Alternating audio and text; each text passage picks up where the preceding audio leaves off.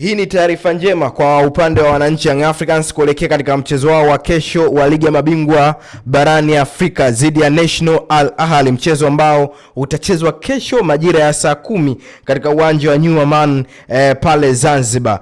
Bana, Imamu Ashul ataukosa mchezo huo, nyota wa Al Ahly. Na taarifa inasema kwamba ukweli kuhusu sakata la Imamu Ashul na Ahly upo hivi. Imamu Ashul ana ugomvi mkubwa na kocha mkuu wa Ahly. Hii ilitokea kati ya kwenye mechi ya ligi kuu dhidi ya Wad Degla baada ya mchezaji huyo kumtukana kocha wakati alipofanyiwa mabadiliko katika dakika ya 69 ya mchezo. Kocha Jess Tromp alikasirishwa na tabia ya nyota huyo na kumchana kwamba hatakuwa sehemu ya kikosi kitakachokuja Tanzania kuivaa Young Africans. Baada ya hapo kulitokea msuguano mkubwa kati ya kocha Jess na uongozi wa Al Ahly, baada ya uongozi kuonyesha wazi unamkingia kifua na kumtaka mchezaji huyo ajumuishwe kwenye safari ya kuja Tanzania.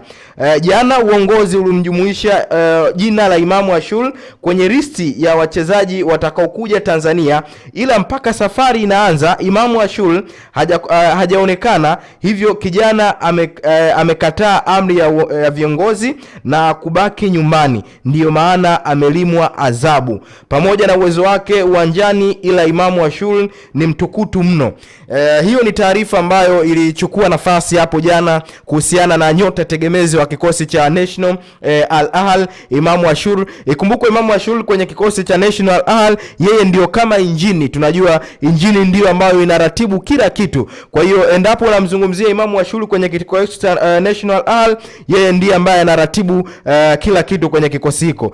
Na taarifa ambayo imetoka ni kuhusiana kwamba ataukosa mchezo wa kesho dhidi ya National Al Ahly. Kwa hiyo tunaweza tukasema kwamba hii ni taarifa njema kwa upande wa wananchi Young Africans, kwa National Al Ahly kumkosa nyota wao tegemezi kabisa. Ukirejea katika mchezo wa awali ambao ulichezewa kule Misri, tunaona kabisa Imamu Ashul aliwabagaza vibaya sana viungo wa Young Africans. Tunajua Mudathir haya basi hakufanya lolote katikati ya uwanja, uwepo wa Imamu Ashul. Kwa hiyo nini ambacho Young Africans wanapaswa kujivunia, ama nini ambacho Young Africans wanafurahia kwa Imamu Ashul kukosekana kwenye mchezo wa kesho?